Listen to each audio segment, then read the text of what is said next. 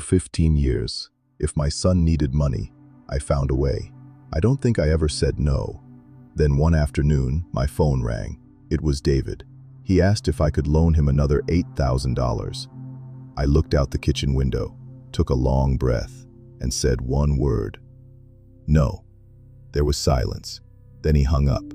We didn't speak for months. I thought saying no would protect my retirement. I never imagined it might cost me my son. My name's Tom. I'm 67 years old. I retired from electrical work about 3 years ago. Most of my career was spent wiring schools, office buildings, and warehouses. It wasn't glamorous work, but it was honest. I slept well at night knowing I'd earned my paycheck. My wife Susan passed away 7 years ago. Cancer. Some days it still feels strange saying that out loud.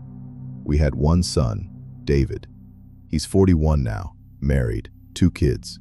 My granddaughter Emma is 10. Her little brother Tyler just turned 7. Susan believed family came first, always. If David got into trouble, she'd look at me and say, "He's our son." That was usually the end of the discussion, and honestly, I agreed with her. At first, the help made sense. His car transmission failed.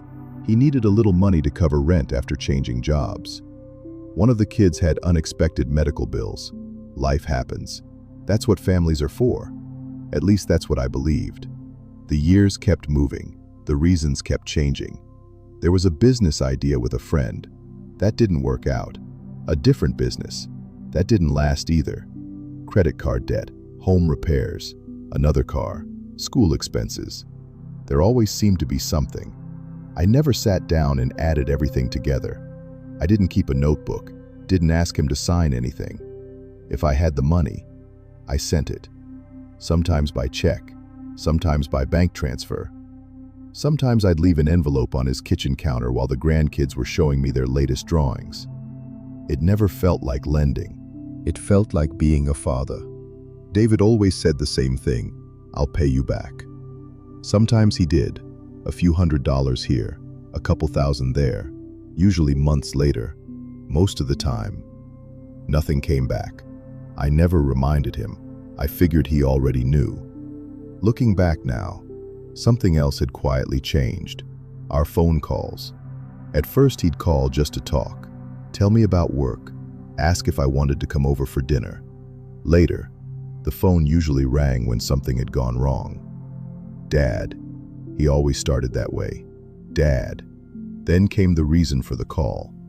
I noticed it, but I ignored it, because fathers aren't supposed to keep score.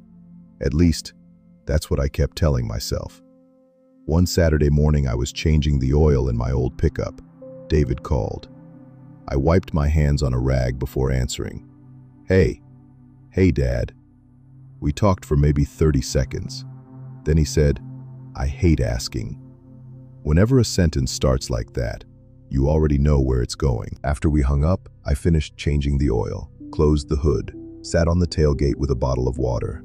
The garage was quiet. I remember thinking, I couldn't remember the last time he'd called just to see how I was doing. That thought bothered me. Then I pushed it away.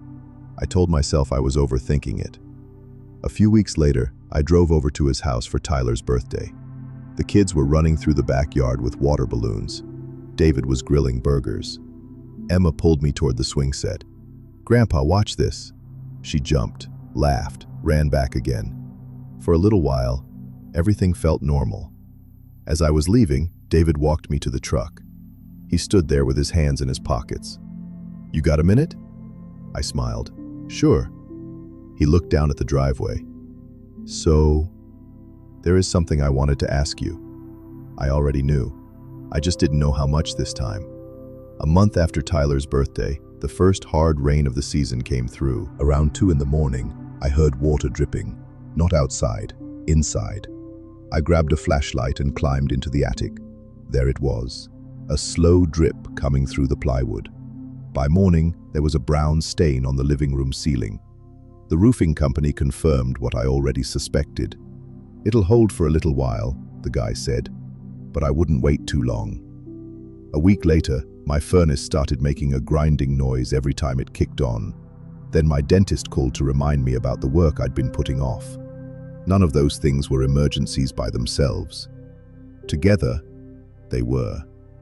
For the first time since retiring, my savings stopped looking comfortable. They started looking necessary. A few days later, my phone rang. David. I stared at the screen for a second before answering. Hey. Hey, Dad. His voice sounded nervous. We talked about the weather, the kids, nothing important. Then he cleared his throat. I need a favor. I closed my eyes. What happened? He explained that a business deal had fallen apart. There were bills coming due. He just needed a little help to get through it. Then he said the number, 8,000. I looked over at the kitchen table. My checkbook was sitting where I'd left it after paying the electric bill. For years, that checkbook had been my answer to almost every problem he brought me. I reached over, closed it, walked to the window. Rainwater was still dripping off the edge of the roof. I took a slow breath. No. Silence. What do you mean, no? I can't. Another pause. Then he said quietly, You mean you won't? I didn't answer. A second later, the line went dead. I stood there holding the phone long after the call ended. The house felt strangely quiet. I made a pot of coffee, poured a cup. It went cold before I took more than 2 sips. Part of me wanted to call him back, tell him I'd changed my mind, tell him I'd figure something out. That's what I'd always done. Instead, I washed the cup, set it in the dish rack, and went to bed. I didn't sleep much. The weeks that followed were uncomfortable. No calls, no texts, no pictures of the grandkids. Every time my phone buzzed, I looked. It was never David. One afternoon, I opened the drawer where I kept old bank papers. I wasn't trying to calculate anything. I just started pulling out envelopes, canceled checks, transfer confirmations, deposit slips. One stack became 2, then 3. 15 years. I didn't add up the dollars. I remembered the days. The summer Susan and I canceled a trip because David needed help with rent. The pickup truck I almost replaced, but decided to keep a few more years. The overtime shifts I worked before retiring because another emergency had come up. Then I found an old birthday card from Emma. She'd been maybe 5 years old. Inside, she'd drawn me with oversized glasses and a fishing pole. I remembered missing her birthday party that year. I'd taken an extra weekend job after sending David money. I sat there at the kitchen table for a long time, looking at that drawing. Then something finally settled in. I hadn't just been paying bills. I'd been paying to avoid difficult conversations.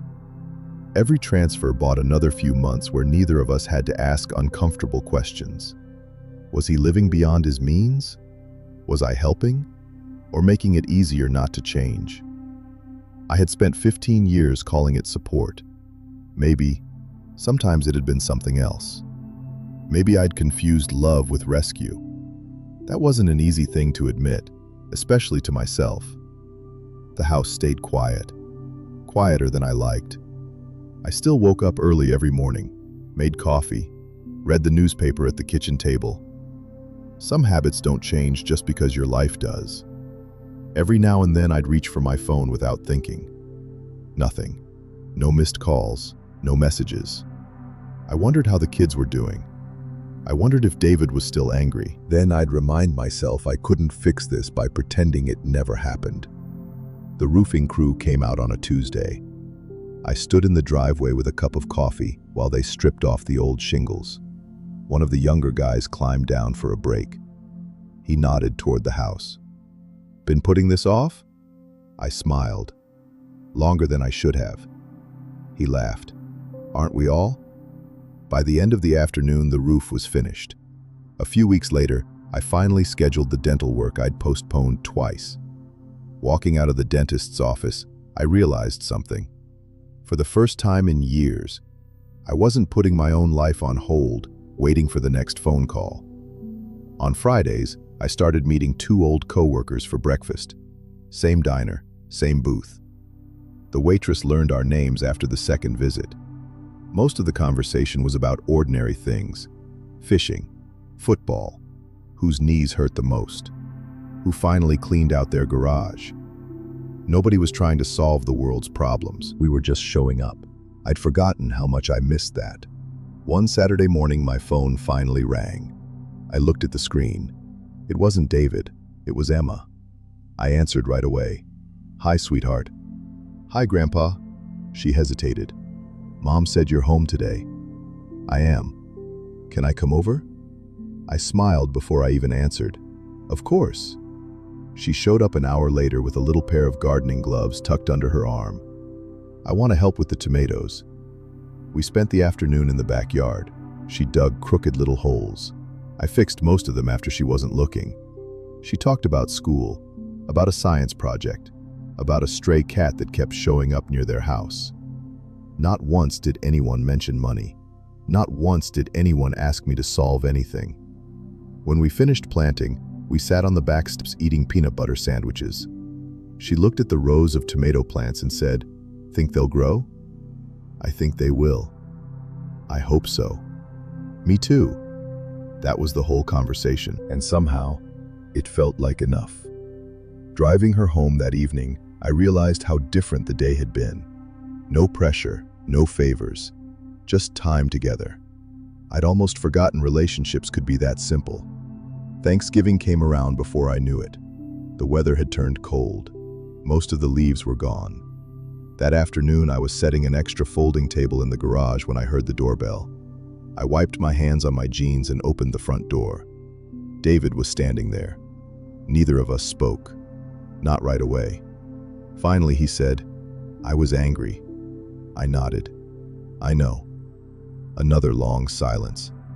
He looked past me into the house, then back at me. "I think I got used to you fixing everything." I let out a slow breath. "I helped teach you that." He looked surprised. Maybe he expected an argument or an apology. Instead, we just stood there for another few seconds. Then I said, "You want to help me carry some chairs?" He smiled a little. Yeah, we carried 2 folding chairs into the backyard. The kids were already throwing a football across the grass. Emma waved when she saw me. Tyler nearly tripped trying to catch the ball. David and I sat down. Neither of us talked about loans. Neither of us made promises. We just watched the kids play until somebody called everyone inside for dinner. Late that night, after everyone had gone home, I walked into the kitchen. I opened the drawer where I'd kept checkbooks, receipts, and loan records for years. Most of those papers were gone now. What caught my eye instead was a folded picture Emma had left behind. A crooked little house, a tomato plant taller than the roof, 2 stick figures standing beside it. One was labeled Grandpa, the other was labeled Me. I folded the drawing carefully, set it where the checkbook used to be, closed the drawer, turned off the kitchen light. For years, I thought helping my son meant solving his problems. Looking back, the hardest thing I ever gave him was the chance to solve one without me.